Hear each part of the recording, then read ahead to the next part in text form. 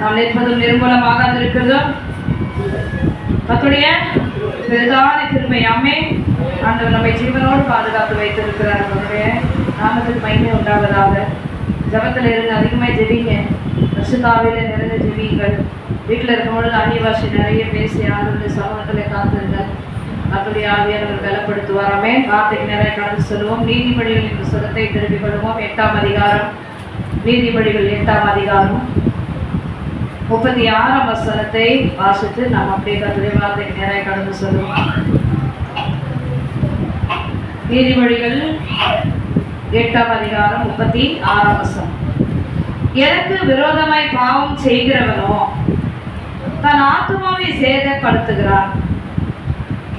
என்னை வெறுக்கிறவர்கள் யாவரும் மரணத்தை விரும்புகிறவர்கள் என்று சொல்லுகிறது. எனக்கு விரோதமாய் பாவம் செய்கிறவனோ தன் ஆத்துமாவை சேதப்படுத்துகிறான். என்னை வெறுக்கிறவர்கள் யாவரும் மரணத்தை விரும்புகிறவர்கள் என்று சொல்லுகிறது. வார்த்தைக்காக தாப்பட்டு வைப்பார். Praise the Lord. ஹல்லேலூயா. ஸ்தோத்திரம். நன்றி ஆண்டவரே. துதிக்கிறோம் ராஜா. ஸ்தோத்திரிக்கிறோம்.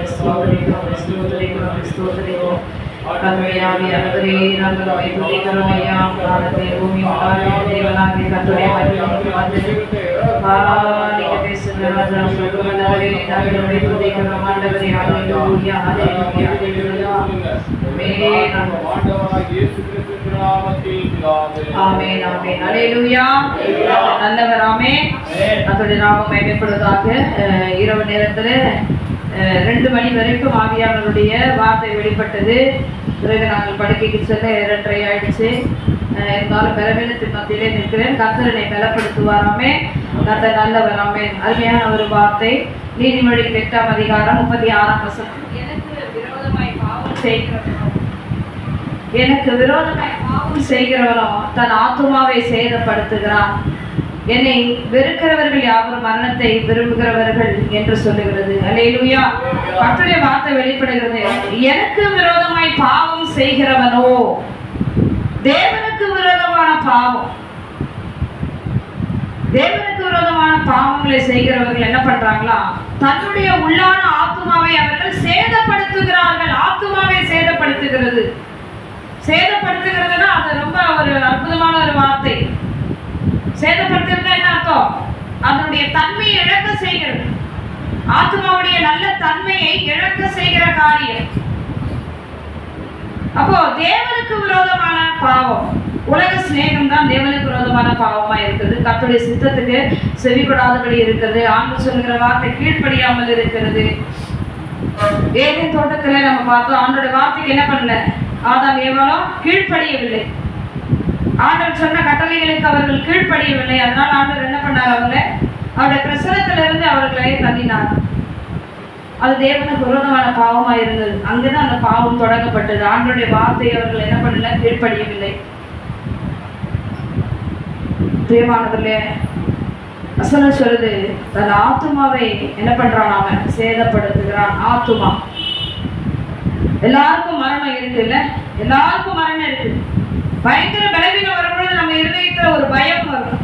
அந்த பலவீனம் வரும்போது எப்படி இருக்கும், பயங்கரமான ஒரு பலவீனத்துல வரும்பொழுது பயமும் திகிலும் நடுக்கமும் நமக்கு பிடிக்கும். ஐயோ நம்ம உயிர் போயிடும் போல இருக்கு, அவ்வளவுதான் போல இருக்கு, இப்படிப்பட்ட ஒரு பலவீனம் இருக்கு, யார் நம்மை விடுதலை ஆக்குவாங்க. சில பலவீனங்களும் எப்படி இருக்கும், அப்படியே அடிச்சு நிறுத்துற மாதிரி இருக்கும்.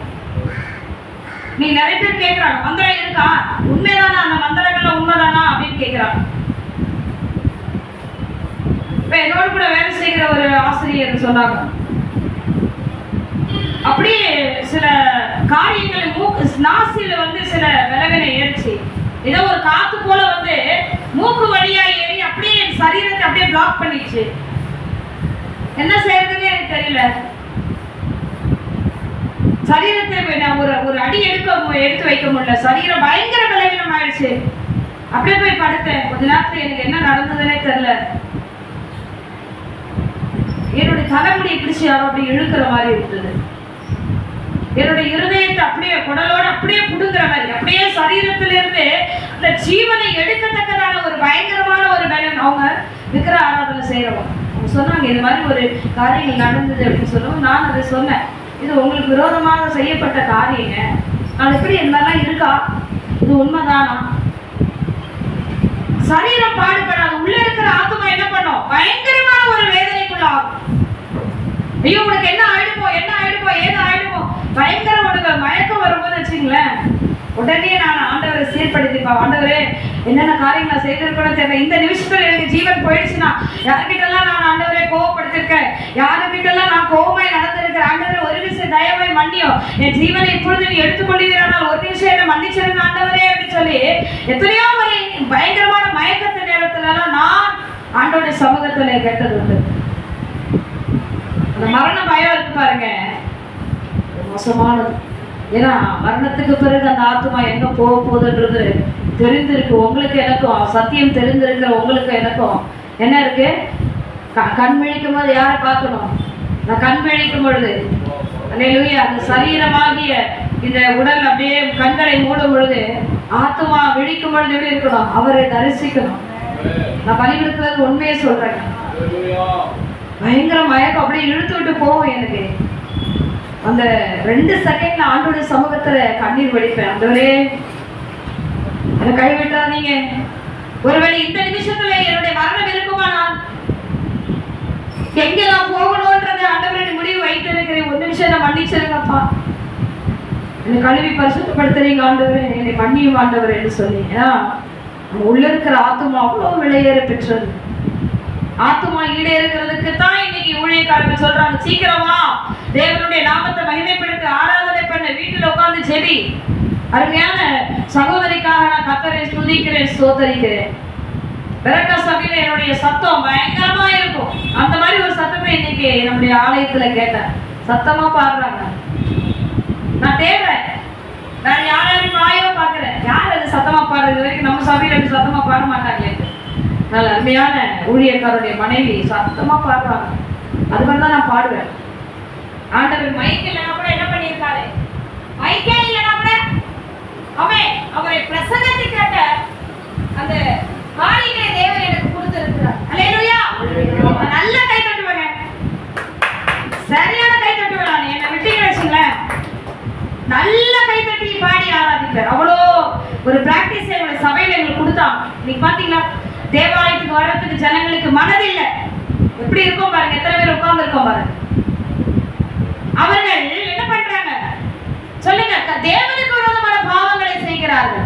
ஆதியாகமத்தில் தேவன் தம்முடைய ஜனங்களை தெரிந்து கொண்ட நாள் முதல் கொண்டு யூதாவின் புத்தகம் வரைக்கும், அல்லது பழைய ஏற்பாட்டிலே இருக்கிற மல்கியா தீர்க்கதரிசன புத்தகத்தை வரைக்கும், கடைசி தீர்க்கதரிசி ஆகிய யோவான் ஸ்நானகன் வரைக்கும் ஆண்டவருடைய காரியம் எல்லாம் பரிசுத்த ஓய்வு நாளை ஆசரிக்க நினைப்பாயாக, என்னை ஆராதிக்க என் ஜனங்களை அனுப்பிவிடு, என் ஜனங்களை அனுப்பு, என்னை ஆராதிக்கணும். மோசே ஆராதனை பார்வனுக்கு முன்னதாக போய் நிற்கும் பொழுது பார்வன் நிறைய ஐடியா சொல்றான். புருஷர்கள் மட்டும் போங்க, ஸ்திரீகள் இங்க இருக்கட்டும், இல்ல இங்கேயே நீங்க இங்க எகிப்திலே அவருக்கு பலியிடுங்க, இல்ல கர்த்தர் எனக்கு குறித்திருக்கிற மலைக்கு போய் நான் பலியிட வேண்டும். தேவன் எனக்கு எங்க வச்சிருக்கிறாரோ அங்கதான். ஆனா பாருங்க, நான் தேவனை நேசிக்கிறேன், நான் நேசிக்கிறேன். எப்பொழுதுமே ஒரு கணவன் சொல்லிட்டே இருப்பார், நான் உன்னை ரொம்ப நேசிக்கிறேன் தெரியுமா, உன்னை எவ்வளவு விரும்புறேன் தெரியுமா, உன்னை எவ்வளவு நேசிக்கிறேன் தெரியுமா. அப்படியா? இப்ப நேசிக்கிறதா நீ என் பாரத்தை சுமந்து இருக்கணுமே, என் பாரத்தை எல்லாம் நீ சுமந்து இருக்கணும். ஆண்டவரே சொல்லுகிறாரு. ஆண்டவர் சொன்னாரா இல்லையா? யோனாவின் குமாரனாகிய சீமோனே, நீ என்னை நேசிக்கிறாயா? ஆமா ஆண்டவரே. அப்ப ஆடுகளை மேய். என்னை நேசிச்சா நீ ஆடுகளை மேய். நேசிக்கிறதுனா அப்படி கிடையாதுங்க. கிரியைகளிலே காண்பி, என் பாரத்தை எடுத்துக்கோ, என் வேதனைகளை நீ சுமந்துக்கோ, என் கண்ணீரை நீ என்ன பண்ணணும்? சுமந்து கொள்ளணும். என் பாரங்களை நீ எடுத்துக்கொள்ளணும். நான் உங்களை விருப்பமா இருக்கேன், உன் கூட தான் இருக்கிறேன்றது இல்ல. ஆண்டவர் இன்னைக்கு அப்படிதான். இன்னைக்கு அநேகர் என்ன பண்றாங்க? நான் கர்த்தரை தான் நேசிக்கிறேன், நான் தேவனோடு கூட தான் இருக்கிறேன், ஆண்டவருக்காக தான் நான் வைராக்கியமா இருக்கேன். இல்ல, ஆண்டவருடைய பார்வையில் அந்த காரியங்கள் இல்ல. வேதம் தெளிவாய் சொல்லுகிறது, எனக்கு விரோதமாய் பாவம் செய்கிற ஓய்வு நாளை அசட்டை பண்ணுகிறதே நம்ம தேவனுக்கு விரோதமான பாவம் தான். 6 நாளும் உனக்கு பலனை கொடுத்து உன் குடும்பத்தை போஷிக்க உன்னை நடமாட வைத்த தேவனுக்கு 7வது நாளை நீ ஆசரிக்காதபடிக்கு உன் காலை விளக்கும் பொழுது அங்கே தேவனுக்கு விரோதமான பாவங்களை நீ செய்கிறாய். ரொம்ப கொடுமைங்க. இன்னைக்கு இவ்வளோ நெருக்கத்தின் மத்தியில, போராட்டங்களின் மத்தியில நீங்க ஊழியக்காரிய அபிஷேகம் பண்ணி தேவன் இந்த ஸ்தானத்துக்கு கொண்டு வந்து வைத்திருக்கிறார் என்றால், அப்படி ஓய்வு நாளிலே போட்டி போட்டுட்டு நான் முன்னாடி போய் நிற்பேன். என்னுடைய ஆலயத்தில் சுகமளிக்கும் ஆராதனை முடிக்கும், எப்போ முடிக்கும், முன்னாடி போய் உட்காரலாம் அப்படின்ட்டு. பழங்காலத்து விசுவாசிக்கலாம் எழுப்பி நீ பின்னாடி போ, என் பொண்ணு உட்காரணும் அப்படின்னு. நான் சொல்லுவேன், நான் இங்கதான் உட்காருவேன். நான் ஆண்டவருடைய ஆலயத்துல அரை மணி நேரத்துக்கு முன்னாடி நான் வெயிட் பண்ணிட்டு இருக்கிறேன். கர்த்தருடைய ஆலயத்துல முன்னாடி தான் நான் உட்காருவேன். எப்பொழுதும் முன்னாடி தான் இருப்பேன். எல்லாத்துக்கும் கை தூக்குவேன். யார் ஊழியம் செய்ய விரும்புகிறேன் அந்த கலக சபையில முதல்ல என் கை தான் நிற்கும். கர்த்தருக்கு ஊழியம் செய்ய. ஆமா, அப்ப ஞானசானம் பெறல, ஆனால் தேவனுக்காக எப்படி நிற்பியா? நான் நிற்பேன். ஆண்டவருக்காக வருவேன், தேவனுக்காக வருவேன். அது எல்லாம் கர்த்தர் பார்க்கிறார். அல்லேலூயா, அல்லேலூயா. ஒவ்வொரு அசைவுகளையும் தேவன் அறிந்திருக்கிறார். அதான் கிரியைகள் என்று சொல்லுகிறார். உன் கிரியைகளை நான் அறிந்திருக்கிறேன், உன் கிரியைகளை நான் அறிந்திருக்கிறேன். எப்படி இருக்கு இந்த காரியம்? உன்னை நேசிக்கிறேன்னு சொல்லுகிற கணவன் அவளுடைய பாரத்தை சுமக்கல, உன்னுடைய காரியங்களை விசாரிக்கல. உன்னை நேசிக்கிறது எப்படி? ஆண்டவர் சொல்றாரு, நீ என்னை நேசிப்பாயாக, என் ஆடுகளை மேய்ப்பாயாக, என் மந்தைகளை மேய்ப்பாயாக. அதுதான் உனக்கு ஜீவனை கொடுத்ததுக்கு நீ என்ன செய்கிற? இங்க சொல்லப்படுகிறது, எனக்கு விரோதமாய் பாவம் செய்கிறவனோ தன்னுடைய ஆத்மாவையே அவன் சேதப்படுத்துகிறது அவனுக்கு தெரியல. அவன் உள்ளான ஆத்மா சேதத்துக்குள்ள ஆகிக்கொண்டிருக்கிறது. எரிகிற அக்கினியும் கந்தகம் உள்ள இடத்துல அது போகும் நித்திய காலமாக. ஏதோ ஒரு மணி நேரம் இருந்துட்டு வெளியே வருகிறது இல்ல, இல்ல அரை மணி நேரம் இருந்துட்டு வெளியே வருகிறது இல்ல. 1000 வருஷம் அளவும், 1000க்கும் மேற்பட்ட வருஷம் அளவும். அல்லேலூயா. ஒரு மனுஷனுடைய 1000 நாட்கள் 1000 வருஷம் வச்சுங்க. அதுல நீ வெறும் 80 வயசு வரைக்கும் தான் இந்த பூமியில இருக்க போகிற. 60 வயது வரைக்கும் தான் நீ இருக்க போகிற. உன்னுடைய பலத்தின் மிகுதினால 80. ஆனா நீ இருக்க போகிறது 49 இல்ல 60 இல்ல 65 அவ்வளவுதான். ஆனா மீதமுள்ள உன்னுடைய ஆயுளின் வருஷங்கள் எங்கே இருக்க போகிறது? ஆண்டவர் சொல்லுகிறார், எனக்கு விரோதமாய் பாவம் செய்கிறவனோ தன் ஆத்மாவை சேதப்படுத்துகிறான். அது மட்டும் இல்ல, என்னை வெறுக்கிறவர்கள் யாவரும் மரணத்தை விரும்புகிறார்கள். மரணம்னா இது சரீர மரணம் அல்ல, ஆத்மத்தினுடைய மரணத்தை குறித்து பரிசுத்த ஆவியானவர் விசனத்தோடு சொல்லுகிறார். என்னை வெறுக்கிறவர்கள் என்ன பண்ணுகிறார்கள்? அவர்கள் மரணத்தை விரும்புகிறார்கள். காலங்கள் செல்லட்டும், நேரங்கள் செல்லட்டும், அப்புறமா ஆண்டவருடைய சமூகத்தை சேர்ந்து கொள்ளுவோம். வெளிப்படுத்தல் விசேஷம் 7ஆம் அதிகாரத்துக்கு நாம் கடந்து வருவோம். வெளிப்படுத்தல் விசேஷம் 7ஆம் அதிகாரத்து முதல் வசனம். இவர்களுக்கு பின்பு பூமியின் 4 திசைகளிலும் 4 தூதர்கள் நின்று பூமியின் மேலாவது, சமுத்திரத்தின் மேலாவது, ஒரு மரத்தின் மேலாவது காற்று அடியாதபடிக்கு பூமியின் 4 காற்றுகளையோ பிடித்திருக்க கண்டேன். அன்பின் சீசனாகிய யோவானுக்கு இப்பொழுது தரிசனம் வெளிப்படுகிறது. 6ஆம் முத்திரை உடைக்கப்பட்டாயிற்று. அந்த 6ஆம் முத்திரை உடைக்கப்பட்டு 17ஆம் வசனத்திலே பார்க்கிறோம். 6ஆம் அதிகாரத்திலே அவருடைய கோபாக்கினியின் மகாநாள் வந்துவிட்டது, யார் நிலை நிற்கக்கூடும் என்றார்கள். முடிந்ததா? அதோடு இப்ப என்ன நடக்கிறது? இவைகளுக்கு பின்பு பூமியினுடைய 4 திசைகளிலும் 4 தூதர்கள் காற்றை பிடிச்சு வச்சிருக்கிறாங்க. எதை பிடிச்சு வச்சிருக்கான்? காத்துல நீ இருக்க முடியுமா? காற்று இல்லை என்றால் நீ இருக்க முடியுமா? நீ சுவாசிக்கிறதே அங்க நிறுத்தி வைக்கப்படுகிறது. எங்க வீசக்கூடாது? பூமியின் மேலாவது, சமுத்திரத்தின் மேலாவது, ஒரு மரத்தின் மேலாவது காற்று அடியாதபடிக்கு பூமியின் 4 காற்றுகளையும் பிடித்திருக்க கண்டேன். யோவானுக்கு பயங்கர அதிர்ச்சி. இது என்ன ஆண்டவரே, காத்து இல்லாம எப்படி வாழுகிறது? கொஞ்ச நேரம் கரண்ட் போயிடுச்சுன்னா நமக்கு அவ்வளவு டென்ஷன் ஆகுது. அல்லேலூயா. இருக்கீங்களா? அல்லேலூயா.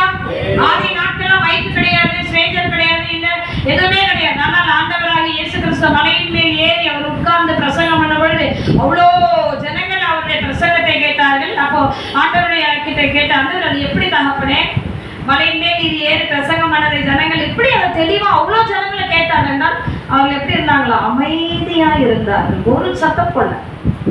அவருடைய வார்த்தை கேட்கறதுக்கு அவங்க எப்படி இருந்தாங்க? அமைதியா இருந்தார்கள். இங்கே ஒரு அமைதி வருகிறது. 4 திசைகளிலும் இருந்து 4 தூதர்களை வந்து பூமியின் மேலும் சமுத்திரத்தின் மேலும் ஒரு மரத்தின் மேலும் காற்றடியாதபடிக்கு பூமி 4 காற்றுகளையும் அவர்கள் பிடித்திருக்க யோவான் பார்த்த பொழுது பயங்கர ஒரு வேதனையான ஒரு சூழ்நிலை. 2ஆம் வசனம் சொல்லப்படுகிறது, ஜீவனுள்ள தேவனுடைய முத்திரை கோழியுடைய வேறொரு தூதர் சூரியன் உதிக்கும் திசையிலிருந்து ஏறி வரக்கிற காற்று நிறுத்தப்பட்ட பிறகு ஒரு தூதன் இப்ப ஏறி வரான். அவனுக்கு ஒரு வேலை என்ன அப்படின்னு பாத்தீங்கன்னா, அவன் பூமியையும் சமுத்திரத்தையும் சேதப்படுத்துகிறதற்கு அதிகாரம் பெற்ற அந்த 4 தூதரையும் நோக்கி, யாரை சேதப்படுத்த போறாங்க இப்போ அவங்க? பூமியையும் சமுத்திரத்தையும் சேதப்படுத்துகிறதுக்கு அதிகாரம் கொடுக்கப்பட்டு இருக்கிறதா? அல்லேலூயா. இந்த வானத்திலே பூமியிலும் சகல அதிகாரம் கொடுக்கப்பட்ட அதே தேவன் தான் ஒரு நாள் வரும் பொழுது அந்த அதிகாரத்தை தூதர்களிடத்தில் கொடுத்து அவருடைய கிரியைகளை அவர் வெளியரங்கமாய் மாற்றுகிறார். பூமியில இருக்கும் பொழுது நீ என்ன பண்ணு? ஏன்னா ஆண்டவராகிய இயேசு கிறிஸ்து மரித்து உயிர்த்தெழுந்து வந்த பிறகு சொன்னார், வானத்திலும் பூமியிலும் எனக்கு சகல அதிகாரம் கொடுக்கப்பட்டு இருக்கிறது. பூமியினுடைய இந்த ராஜ்யத்தோட சுவிசேஷத்தை என்ன பண்ண? எல்லா இடங்களிலும் போய் சொல்லு. பிதா குமாரன் பரிசுத்தாவின் நாமத்திலே ஞானஸ்நானம் கொடுத்து எல்லாரையும் சீஷராய் மாற்று. ஞானஸ்நானம் பண்ணப்பட்டவர்கள் எல்லாரும் தேவனுக்கு சீஷர்கள். ஆமென். சீஷர்கள் பாடுகளை அனுபவிக்க அழைக்கப்பட்டவர்கள், தேவனுடைய வேலையை செய்ய அழைக்க. நீங்க எல்லாம் நினைக்கிறாங்க மந்திரக்கட்டில விடுதலையாக்க ஆண்டவர் கூப்பிட்டாரு, கால்வழி தான் ஆண்டவர் விடுதலையாக்கினார். அப்படி அல்ல. இஸ்ரவேலின் மேல் ராஜாவாய் மாற்ற சவுல் வரணும்னா அவன் வீட்டு கழுதை காணாம போகணும், வேற வழி கிடையாது. அப்பதான் அவன் வருவான், அந்த ஊர்ல இருந்து வெளியே வருவான். தேவனுக்கு தெரியும் என்ன காரியங்களை போட்டா நீ எங்க உன்னை பிடிச்சி இழுக்கணும்னு தெரிஞ்சுதான் ஒரு நூல் அப்படி போட்டு அப்படி இழுக்கிறார். ஆனால் மற்றபடிக்கு அவருடைய சித்தத்தை நிறைவேற்றதான் தேவனுடைய அழைத்திருக்கிறார் என்பதை மறந்து போகாதது. காலங்களிலே பரிசுத்த ஆவியானவர்களை பார்த்து சொல்லுகிற வார்த்தை, இப்படிப்பட்ட ஒரு கொடூரமான ஒருவரும் கிரகிக்க கூடாதமான ஒரு பயங்கரமான நாட்கள் வந்து கொண்டிருக்கிறது. அருமையான தேவனுடைய ஆத்துமாவே, இப்போ யோவான் பார்க்கும்போது அங்க என்ன நடக்கிறது என்றால், சூரியன் உதிக்கிற திசையிலிருந்து ஒரு தேவ தூதன் இறங்கி வருகிறான். அவனுடைய கரத்திலே என்ன இருக்கு பாருங்க, வேறொரு தூதன் என்ன பண்றான்? முத்திரை கோலோடு கூட வருகிறான். என்ன வச்சிருக்கிறான்? முத்திரை கோலையுடைய வேறொரு தூதன் சூரியன் உதிக்கும் திசையிலிருந்து ஏறி வர கண்டேன். அவன் பூமியையும் சமுத்திரத்தையும் சேதப்படுத்துவதற்கு அதிகாரம் பெற்ற அந்த 4 தூதரையும் நோக்கி, அந்த வசனம் வாசிங்கப்பா, 3ஆம் வசனம்.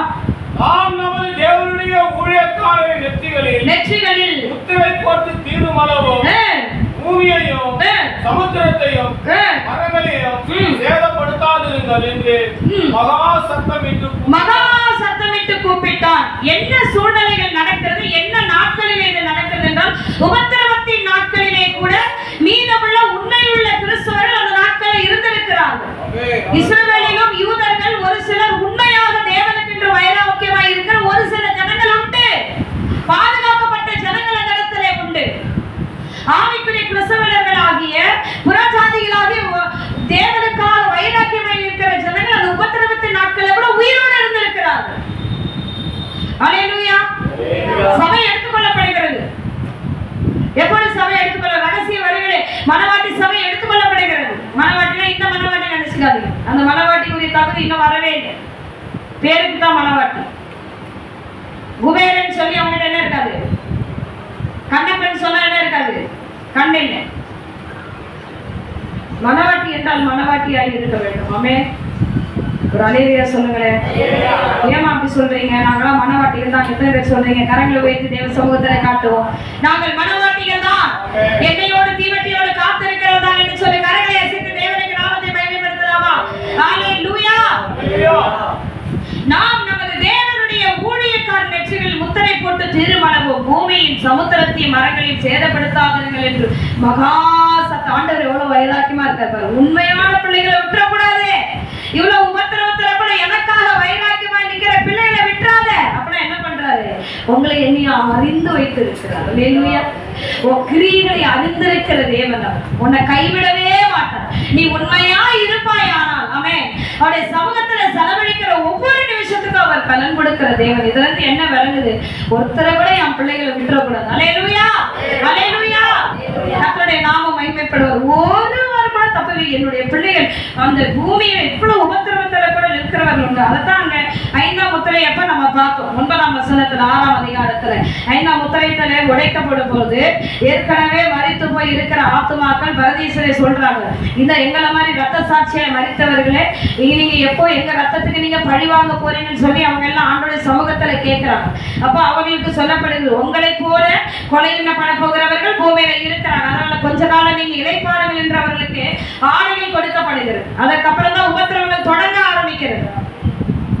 அந்தி கிறிஸ்துவோட 7 ஆண்டு காலத்துல 3.5 ஆண்டு காலம் அவன் தான் தன்னை மேசியாவாக இஸ்ரவேல் யூதரின் ஜனங்களுக்கு உலகத்தில் உள்ள எல்லா கிறிஸ்தவர்களுக்கும் வெளிப்படுத்துவான், நான் தான் இயேசு கிறிஸ்து வந்துட்டேன் அப்படின்னு. 3.5 ஆண்டு காலம் சமாதானத்தோடு நடக்கும். எல்லாம் அவங்களுக்கு கொடுப்பான், அற்புதங்களை செய்வான், அதிசயங்களை செய்வான். எப்படி இயேசு கிறிஸ்து நான் நல்ல எப்படி இருந்தார், அவர் நன்மை செய்கிறவராய் சுற்றிட்டு இருந்தது போல 3.5 வருஷம் அவர் ஜனங்களை முழுமையா நம்ப வைப்பான். இன்னைக்கு நம்ம மனுஷங்களை நம்புறவங்க இருக்கு அந்த மாதிரி. இவர் தான் எனக்கு கொடுத்தவர், ஆண்டவர் கொடுத்தது, இவர் தான் ஆண்டவர் சொன்ன காரியம், இவங்க தான் எனக்கு கொடுத்த தேவனுடைய காரியம். எத்தனை பேர் காரணம் விழுது? யாருமே இவங்க தான் தேவன் கொடுத்து சொல்லாது. எனக்கு தேவன் தான், எனக்கு தேவன் ஒருவர் தான், எனக்கு ஆண்டவர் ஒருவர் தான், என் இயேசு கிறிஸ்து ஒருவர் தான் நீ சொல்ல எப்ப ஆரம்பிக்கிறியோ அப்பதான் நீ ஒரு நல்ல மனவாட்டியா இருக்கிறார். ஹல்லேலூயா. கவனிங்க பிரியமானவர்களே, இப்படி சொல்லப்பட்டதான இந்த உபத்திரவத்தை அடுத்த 3.5 ஆண்டு காலத்துலதான் அவன் மகாவாதையை கொண்டு வருவான் ஜனங்களுக்கு. அப்பதான் அவனுடைய சுபாவம் எல்லாம் வெளிப்பட ஆரம்பிக்கும். என் முத்திரையை போடு, இல்லை என்றால் உன்னை என்ன செய்வேன், நீ கொல்லவும் முடியாது, நீ விற்கவும் முடியாது, நீ வாங்கவும் முடியாது, உன் பிள்ளைகளை கொலை செய்வேன். பிள்ளை கத்தில கழுத்துல கத்தி வைப்பான். இதெல்லாம் நிறைய மிஷனரி ஊழியர்களுக்கு நடந்திருக்கு. அவங்களாம் உண்மையாவே சொல்றாங்க, மிஷனரி ஊழியருக்குலாம் ஆன்சர் பெரிய திருவ அவங்களுக்கு தேவன் கொடுத்த அந்த தைரியம் நமக்குலாம் நம்மளை போல இருக்கிற ஜனங்களுக்கு வராது. மிஷனரி ஊழியர்கள் அப்படிப்பட்டவர்கள் எப்படிப்பட்டவர்களா இருக்கிறார்களா, அவ்வளவு தைரியமா தேவனுக்கு முன்பாக போய் நிற்பாங்க. ஆண்டவருக்காக நான் நிக்கிறேன், கர்த்தருக்காக நான் நிற்பேன், சத்துருக்கு பரவாயில்ல, என் ஜீவனே போனாலும் பரவாயில்ல சொல்லு. மிஷனரி ஊழியத்துக்கு நான் 1.5 ஆண்டு காலம் அங்க இருந்தபடினால் எனக்கு தெரியும். பாம்புகளும் தேள்களும் கொடிய அட்டை பூச்சிகள், ரத்தத்தை உரிகிற பொல்லாத பூச்சிகள் இருக்கிற இடம், பாம்புகள் விஷ பாம்புகள் இருக்கிற இடம். ஒரு நிமிஷம் கூட நீங்களா அங்க ஒரு நிமிஷம் கூட இருக்க மாட்டீங்க. ஆண்டவர் அந்த இடத்துக்கு கொண்டு போய் அங்க இருக்கிற ஜனங்களை அவர் ரட்சிக்கிறதுக்கு என்ன பண்றார், அவர்களை தெரிந்தெடுத்து கர்த்தர் அவர்களுக்காக இந்த ஊழியக்காரருடைய ஜீவனை துச்சமா நினைத்து ஆண்டவர் அங்கே அனுப்புகிறார். ஆனால் அவர்களுக்கு பலனை பரலோகத்திலே தேவர் வைத்திருக்கிறார். கரங்களை தண்ணி கர்த்தருடைய நாமத்தை மேம்படுத்தலாமா? மிஷனரி ஊழியர்களுக்காக கரங்களை தண்ணி கர்த்தருடைய நாமத்தை மேம்படுத்தலாமா? அல்லேலூயா. அப்ப இங்கே ஆண்டவர் சொல்லுகிறார், நம்முடைய தூதர்களை அனுப்பி முத்திரை போட வேண்டும். யார் மேல? தேவனுடைய ஊழியக்காரரின் நெற்றிகளில் முத்திரை போட்டு தீருமளவோ பூமியை சேதப்படுத்தாதே என்று பயங்கரமான ஒரு சத்தம் கேட்குது. இப்பதான் அவர்கள் முத்திரை போடப்படுகிறார்கள். 4ஆம் வசனத்திலிருந்து நீங்கள் பார்த்தீர்களானால் முத்திரை போடப்பட்டவர்களின் தொகையை சொல்ல கேட்டு இஸ்ரவேல் புத்திரருடைய சகல கோத்திரங்களிலும் முத்திரை போடப்பட்டவர்கள் 1,44,000 பேர். யூதா கோத்திரத்தில் முத்திரை போடப்பட்டவர்கள் 12,000, ரூபன் கோத்திரத்தில் முத்திரை போடப்பட்டவர்கள் 12,000, காத் கோத்திரத்தில் முத்திரை போடப்பட்டவர்கள் 12,000. 6, 7, 8 யாராவது எனக்கு வாசிங்க.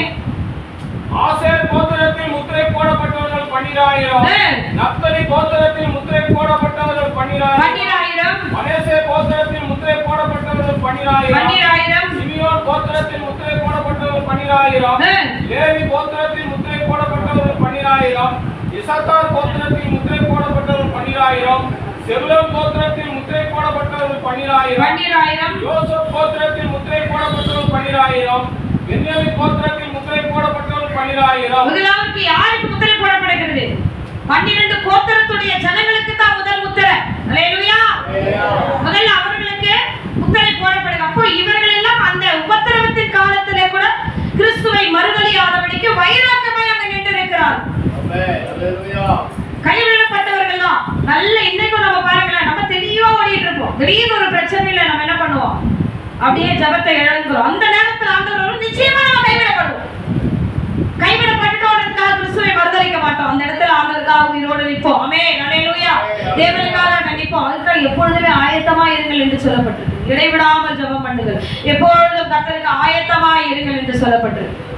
நல்ல ஊழியம் செய்வோம், நல்ல தேவ சமூகத்துல காத்திருப்போம், தேசத்துக்காக கண்ணீர் வடிப்போம். அழிந்து போகிற ஆத்மாக்களுக்காக நம்ம என்ன பண்ணுவோம், கண்ணீர் வடிச்சுக்கிட்டே இருப்போம். திடீர்னு ஏதாவது மனசாம வந்து ஒரு கசப்பு வைராக்கியங்கள் அந்த நிமிஷத்துல கர்த்தர் வருவாரானால் நீ இவ்வளவு நாள் நீ சேர்த்து வைத்ததான எண்ணெயும் தீவட்டியும் கூட பார்க்க முடியாது. பிரியமானவர்களே, தேவ சமூகத்துல எடுத்துக்கொள்ளப்பட முடியாது. நீ நல்ல மனவாட்டியா இருக்க மாட்டாய். ஏன்னா ஆவிக்குரியவன் சகலத்தை நிதானித்து பார்க்கிறான். இந்த போராட்டம் பிசாசு நிமித்தம் வந்தது. அதனால என் ஆவிக்குரிய ஜீவத்தை நான் இழந்து போகக்கூடாது, உன் மேல கசப்பு வச்சு அந்த பரலோகத்தை நான் இழந்து போகக்கூடாதுன்னு தெளிவுள்ளவர்களா இருக்கிறவர்கள் எவர்களோ அவர்கள் என்ன பண்ணுவாங்க, சாலினா தேவ சமூகத்துல போய் சேருவார்கள். இந்த 12,000 பேர் முத்திரை போடப்பட்ட பிறகு 9ஆம் வசனத்திலிருந்து பார்க்கிறோம். இவைகளுக்கு பின்பு நான் பார்த்தபொழுது இதோ சகல ஜாதிகளிலும் கோத்திரங்களிலும் ஜனங்களிலும் பாஷைக்காரிலும் இருந்து வந்ததும் ஒருவனும் எண்ணக்கூடாதமான திரளான கூட்டமாகிய ஜனங்கள் வெள்ளை அங்கிகளை தரித்து தங்கள் கைகளில் குறுத்தோலைகளை பிடித்து சிங்காசனத்துக்கு முன்பாகவும் ஆட்டுக்குட்டியானுக்கு முன்பாகவும் நிற்க கண்டேன். யோவான் பார்க்கிறாரு 12 கோத்திரத்தாருடைய நெற்றிகளிலே முத்திரை போடப்பட்ட பிறகு அப்போ பாருங்க, கர்த்தரால் அழைக்கப்பட்ட ஜனங்களும் அந்த உபத்திரவத்து நாட்கள் இருந்துதான் இருக்கிறாங்க. மனவாட்டிகளே எல்லாமே போயிடலங்க, புரியுதுங்களா? 100% இருக்கவங்க ரகசிய வருகை, 100% இருக்கிறவங்க ரகசிய வருகை. 85% இருக்கிறவங்க எங்க வராங்க? கைவிடப்பட்டு போறாங்க. 85% வரைக்கும் நீ இருக்கிற, ஆனா கைவிடப்பட்டுட்ட. நீ 80% இருக்கிறதுனால 85 இருக்கிறதுனால நீ என்ன பண்ண? உபத்திரவத்தின் காலத்துல கூட தேவனுக்காகத்தான் நிற்ப. ஏன்னா உனக்கு சத்தியம் தெரியும், சத்தியம் உனக்கு நல்லா தெரியும். மரணத்துக்கு பிறகு எங்க போக போறேன்னு தெரியும். அதனாலதான் இந்த காலத்துல கூட அநேக மிஷனரி ஊழியர்கள் குடும்பம் கொளுத்தப்படுது. அப்படியே போட்டு மூடிடுறான், பள்ளம் தோண்டி புதைக்கிறான். பரவாயில்ல, கொஞ்ச நேரம் தான் பிள்ளைகளுக்கு சொல்லிடுறாங்க, உனக்கு குத்த வந்தாங்கன்னா பரவாயில்ல, நீ கவலைப்படாத, எசப்பான்னு சொல்லி உட்கார்ந்துக்கோ அப்படின்னு. அந்த ட்ரைனிங்குள்ள வந்துடுறாங்க பாருங்க. அந்த தைரியத்துக்குள்ளே அவர்களை ஆண்டவர் கொண்டு வருகிறார். இவ்வளவு அழகா பேசுகிறேன் நான். என்னிடத்துல நீங்க ட்ராக்ஸ் கொடுத்தீங்கன்னா நான் போய் கொடுக்க பயப்படுவேன். ஆமா, பஸ்ல நான் போய் டிராவல் பண்ணுவேன், பக்கத்துல இருக்கவங்க கிட்ட கிறிஸ்துவ குறித்து சொல்ல கொஞ்சம் தயக்கமா இருக்கும். அவங்க என்ன நினைப்பாங்க? அதற்கென்று அதான் சொல்றேனே, அதற்கென்று ஒரு அழைப்பு இருக்கு பாருங்க. அவங்க பவர்ஃபுல்லா போய் நிற்பாங்க.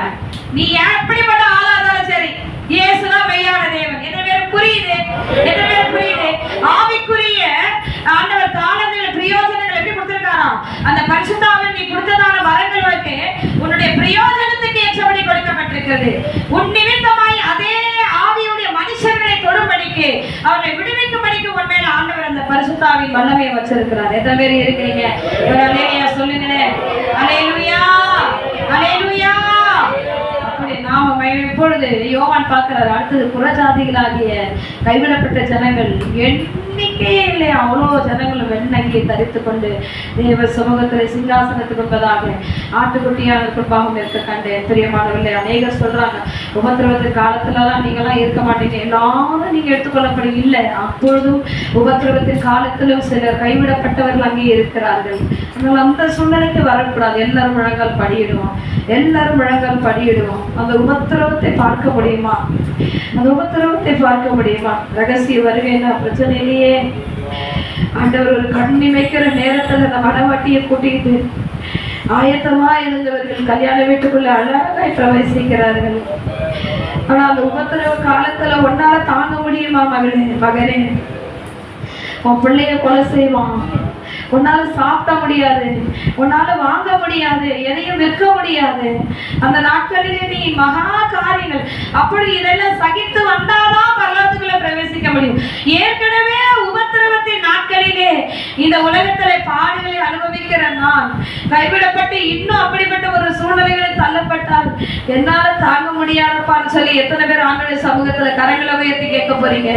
ஆண்டவரே, எப்படிப்பட்ட ஒரு சூழ்நிலை எனக்கு வந்துடக்கூடாது ராஜா, அப்படிப்பட்ட ஒரு சூழ்நிலை எனக்கு வந்துடக்கூடாதப்பா, என்ன மனவாட்டியா மாற்றுங்கப்பா, என்ன மனவாட்டியா மாத்துங்க ஆண்டவரே. என்னையோடு தீவட்டியோடு காத்திருந்த மனவாட்டியா எல்லாரும் முழங்கால் படிட்டு கேளுங்க, தேவ சமூகத்துல கேளுங்க, ஆண்டோட சமூகத்துல கேளுங்க. அந்த உபத்திரவனால நீ தாங்க முடியாது மகளே, தாங்க முடியாது. ரேஷன் கடையில ஒரு சம்பவம் நடந்தது, எல்லாரும் கண்ணை தரங்க. ரேஷன் கடையில ஒரு சம்பவம் நடந்தது. ஆதார் கார்டு அவனுக்கு தொலைஞ்சி போச்சு, நம்பர் தெரியல. அப்புறம் என்ன பண்ணா, மிஷின் எடுத்துட்டு வந்து இங்க வச்சான். என்னைய பாருங்க, அந்த மிஷினை கொண்டு வந்து இங்க இங்க கிளிக் பண்ண உடனே அவன் டீடைல்ஸ் வந்துருச்சான். நம்ம எங்க மாட்டிட்டு இருக்கிறோம்? இந்த இடத்துல அவன் பாயிண்ட் பண்ணி வைக்கிறானா, என் டீடைல்ஸ் எங்க வைக்கப்பட்டு இருக்கு? உனக்கு என்ன பண்ணாங்க? உன் கண்களையும் போட்டோ எடுத்தாங்க, அடுத்து வேற என்ன எடுத்தாங்க? கை ரேகைகளை எடுக்கப்பட்டது. ஆனா இப்ப ரேஷன் கடையில சொல்றாங்க ஆதார் கார்டே வேண்டாம், வந்து நில்லு, உன் மூளையில மட்டும் ஒரு போட்டோ கிளிக் பண்ற. அது போய் உன்னை எல்லாமே உன்னை என்னங்க இது என்ன வச்சிருக்கு, என்ன நடக்குது? இந்த இடத்துல அவன் கிளிக் பண்ண உடனே அவனுடைய டீடைல்ஸ் வந்துச்சு, ஓகே பண்ணிட்டு அவனுக்கு எண்ணெயும் பச்சரிசியும் கொடுத்தா போயிருந்தான். என்னங்க நடக்குது நம்மளை சுத்திடும்? எல்லாரும் கரங்களை வைத்து கண்ணீரோடு தேவ சமூகத்துல நிறைய பேர் இன்னைக்கு மெத்தனமா இருக்கிறாங்க. இன்னும் காலம் செல்லும், இன்னும் காலம் செல்லும், இன்னும் காலம் செல்லும். இல்ல பிரியமானவர்களே, ஆண்டவர் நேற்று நைட் ஜெபத்தை சொல்லிட்டா, இன்னும் 2 மாசம் கழிச்சு ஆட்சியில வந்திருக்கிற அந்த ராஜா, அந்த அதிபதி ஜனங்களை மறுபடியும் பழையபடிக்கு நெருக்க ஆரம்பிப்பான். கொஞ்சம் அவன் இணைப்பாளர்களை கொடுத்திருக்கான் ஜனங்களுக்கு, அவ்வளவுதான். மறுபடியும் விலைவாசி உயர்வு, மறுபடியும் அநேக காரியங்கள், ஜனங்களுக்குள்ள நெருக்கங்கள் வரும். எல்லா கரங்களுமே தேவ சமூகத்துல என்ன மனவாட்டியா மாற்றுங்கப்பா, என்ன மனவாட்டியா மாற்றுங்க ஆண்டவரே. என் கையில இருக்கிற எண்ணெய் பறஞ்சு போகக்கூடாதுப்பா, என் கையில இருக்கிற எண்ணெய் பறஞ்சு போகக்கூடாது, என் தீவட்டி அணைஞ்சு போகக்கூடாது. எல்லாரும் கேளுங்க, கேளுங்க, தேவ சமூகத்துல கேட்போம், தேவ சமூகத்துல கேட்போம். ஹல்லேலூயா. தெய்வமே